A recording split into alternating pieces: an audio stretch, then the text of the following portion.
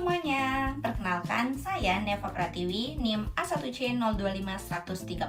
Pada kesempatan kali ini, saya akan mempresentasikan materi mengenai notes receivable atau biasa kita kenal dengan piutang wesel. Nah, pada presentasi kali ini, ada 4 poin utama yang akan saya bahas. Yang pertama itu penjelasan konsep piutang wesel, yang kedua penyelesaian studi kasus beserta perhitungannya, yang ketiga penyusunan jurnal yang relevan, serta yang keempat yaitu adalah kesimpulannya.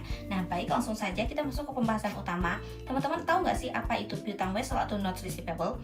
Nah, notes receivable adalah piutang yang didukung oleh surat prom sebagai bukti tertulis atas janji pembayaran pokok dan bunga pada saat jatuh tempo. Nah, selanjutnya teman-teman bisa melihat bagian-bagian pada surat wesel. Terdapat amount atau nilai nominal, date of note sebagai tanggal penerbitan, date of due sebagai tanggal jatuh tempo, interest rate sebagai tingkat bunga, payer sebagai pihak yang menerima pembayaran, dan maker sebagai pihak yang menerbitkan serta berkewajiban membayar wesel.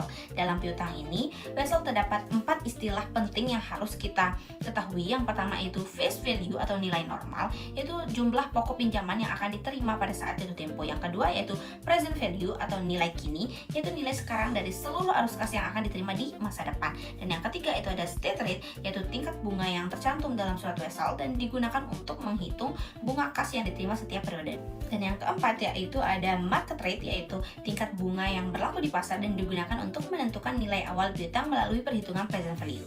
Nah, konsep present value ini digunakan apabila state rate tersebut dan market rate tersebut berbeda, sehingga piutang wesel dicatat sebesar nilai kini bukan nilai nominalnya. Perbedaan kedua ini, tingkat bunga tersebut akan menentukan apakah piutang wesel tersebut akan dicatat sebagai premium atau diskonto. Nah, teman-teman tahu nggak sih apa itu premium dan diskonto? Oke, lanjut saja. Premium tersebut terjadi ketika state rate lebih tinggi daripada market rate, sehingga nilai kini piutang lebih besar daripada nilai nominalnya. Sedangkan diskonto terjadi ketika state rate lebih rendah daripada market rate, sehingga nilai kini piutang lebih kecil daripada nilai nominalnya.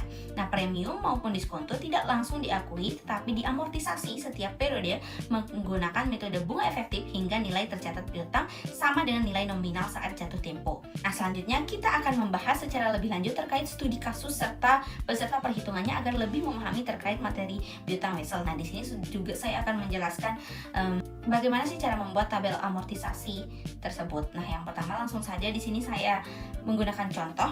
Pada tanggal 1 Januari 2024, PT Ganepa memberikan pinjaman kepada PT Pramotor dalam bentuk piutang wesel dengan nilai nominal sebesar 100 juta rupiah dan jangka waktu 4 tahun. Wesel tersebut memiliki state rate sebesar 10% per tahun, sedangkan market rate untuk instrumen sejenis yaitu sebesar 8% per tahun. Nah, pembayaran bunga ini dilakukan setiap 6 bulan, yaitu 6 bulan sekali, yaitu pada tanggal 30 Juni dan 31 Desember. Sedangkan pelunasan pokok dilakukan pada saat wesel jatuh tempo. Nah, di sini kita disuruh buatlah schedule amortisasi untuk piutang tersebut, dan yang kedua itu buatlah jurnal untuk mencatat seluruh transaksi tersebut pada piutang wesel sejak tanggal penerbitan hingga tanggal pelunasan. Nah, di sini pada studi kasus ini kita dapat diketahui secara langsung karena state rate-nya lebih tinggi daripada market rate-nya yaitu 10% dengan 8%, maka piutang ini kita catat sebagai premium. Nah, selanjutnya di sini kita diketahui bahwa nilai nominal wesel tersebut adalah 100 juta dengan jangka waktu 4 tahun. Pembayaran bunga dilakukan setiap 6 bulan sehingga terdapat jadi 8 periode.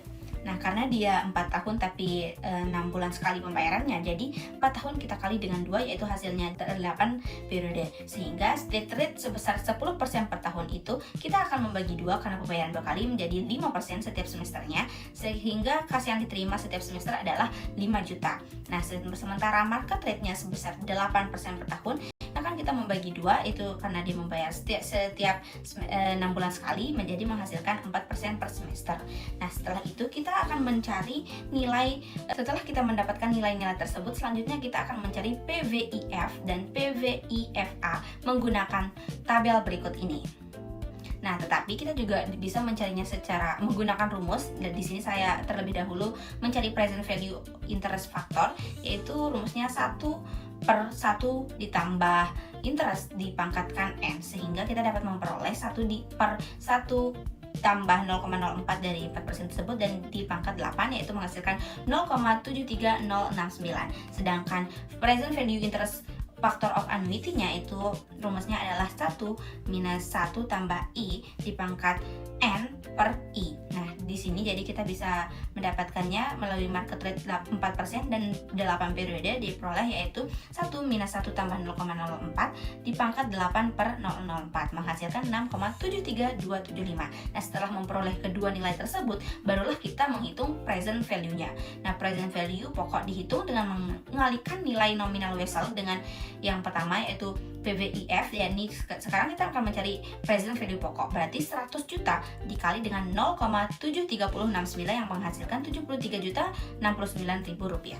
Sedangkan present value bunga dihitung dengan mengalihkan bunga kas pada setiap semester sebesar 5 juta tadi dengan nilai PVIFA-nya yaitu 5 juta dikalikan 6,7325275 menghasilkan 33.663.750 rupiah. Jika kedua hasil tersebut dijumlahkan, maka diperoleh harga perolehan piutang sebesar 106.732.750 rupiah. Karena nilai ini lebih besar daripada nilai nominal sebesar 100 juta rupiah, maka timbul premium piutang sebesar 6.732.750 rupiah. Selanjutnya adalah membuat tabel amortisasi dari hasil perhitungan tersebut. Nah, di sini teman-teman bisa melihat gambar tabel amortisasinya. Nah, untuk pembuatan tabel amortisasi itu terdapat date atau tanggalnya, terus ada di sebelah kanannya itu ada cash receipt dan setelah itu ada interest revenue, ada diskon atau premium amortisasi sesuai dengan soal yang diberikan, dan yang terakhir itu ada carrying amount of note. Nah, pada saat vessel diterbitkan, yaitu langsung saja kita menjelaskannya. Pada saat vessel diterbitkan yaitu tanggal 1 Januari 2024, piutang diakui sebesar 106.732.750 rupiah sesuai hasil perhitungan present value yang tadi. Nah, setiap 6 bulan perusahaan menerima bunga kas sebesar 5 juta. Berarti nilai ini selalu tetap karena dihitung menggunakan state rate sebesar 5% dari nilai nominalnya. Jadi di cash receipt ini akan berjumlah 5 juta seterusnya. Nah, kemudian kita akan mencari interest revenue-nya yaitu dengan cara menghitung rate sebesar 4% dikalikan dengan carrying amount pada awal periode yaitu tadi 106 juta sekian. Nah, jadi di sini sebagai contoh saya melihatkan tanggal 30 Juni 2024 carrying amount awalnya itu sebesar 106.732.750 rupiah. Setelah itu dikalikan dengan 4% dan diperoleh interest revenue-nya sebesar 4.269.310 rupiah. Karena kas yang diterima sebesar 5 juta sedangkan pendapatan bunga yang diakui hanya 4.269.310, maka selisih sebesar 730.690 rupiah merupakan amortisasi premium. Jadi itulah menjadi amortisasi premiumnya selisih tersebut. Nah, jadi amortisasi tersebut carrying amount piutang berkurang dari 106 juta sekian menjadi 106.002.060. Nah, perhitungan yang sama dilakukan pada setiap periodenya sehingga carrying amount terus menurun seiring berkurangnya premium yang belum diamortisasi. Nah, pada periode terakhir yaitu tanggal 31 Desember 2027, carrying amount telah menjadi tepat 100 juta sama dengan nilai nominal vessel. Nah, hal ini itu menunjukkan bahwa seluruh premium telah diamortisasi. Nah, yang ketiga selanjutnya itu penyusunan jurnal yang relevan. Dan tadi setelah kita menghitung tabel dan lain sebagainya, lalu kita akan menyusun jurnal yang tepat atau relevan gitu. Nah, selanjutnya itu sebagai contoh secara langsung pada 1 Januari 2024 saat piutang vessel diterbitkan, perusahaan mencatat note receivable sebesar 106.732.750 dan mengkreditkan kas sebesar jumlah yang sama karena perusahaan itu memberikan pinjaman pada PT Pramotor tadi. Nah, selanjutnya pada tanggal 30 Juni dan 31 Desember pada tahunnya itu perusahaan akan menerima kas besar 5 juta. Nah, kas tersebut kemudian dipisah menjadi dua komponen nih teman-teman. Yang pertama itu ada interest revenue yaitu pendapatan bunga yang dihitung menggunakan market rate tadi, dan komponen yang kedua yaitu premium of note receivable yaitu bagian premium yang diamortisasi pada periode tersebut. Nah, di sini sebagai contoh pada tanggal 30 Juni 2024 perusahaan mendebit kas sebesar 5 juta. Kemudian kreditnya itu atau kita akan kredit interest revenue sebesar 4.269.310 dan premium of notes receivable sebesar 730.690. Nah, pencatatan yang sama dilakukan pada setiap periode hingga premium amortisasi ini habis. Nah, selanjutnya pada pelunasan bagaimana jurnal yang relevannya. Nah, pada 1 Januari 2028 saat jatuh tempo, PT Promotor inilah melunasi pokok pinjamannya sebesar 100 juta. Oleh karena itu, perusahaan akan mendebit kas sebesar 100 juta karena kita mendapatkan uang, berarti kita menaruh kas di debit serta di kreditnya itu not receivable sebesar 100 juta sehingga utang wesel itu dinyatakan lunas. Jadi teman-teman pada 1 Januari 2024 itu tadi yang pertamanya not receivable dan cash sekarang akan karena sudah dilunaskan menjadi cash pada not receivable. Nah, bisa disimpulkan berdasarkan pembahasan yang telah saya lakukan tadi itu, kita dapat menyimpulkan bahwa piutang wesel merupakan piutang yang dicatat berdasarkan present value apabila state rate berbeda dengan market rate-nya. Nah, pada studi kasus ini, karena state rate lebih tinggi daripada market rate-nya, maka piutang wesel dicatat sebagai premium. Nah, premium tersebut kemudian diamortisasi hingga nilai tercatat piutang sama dengan nilai nominal pada saat jatuh tempo.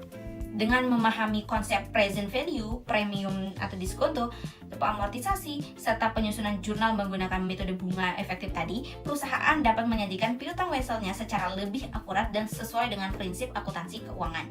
Demikian presentasi yang dapat saya sampaikan.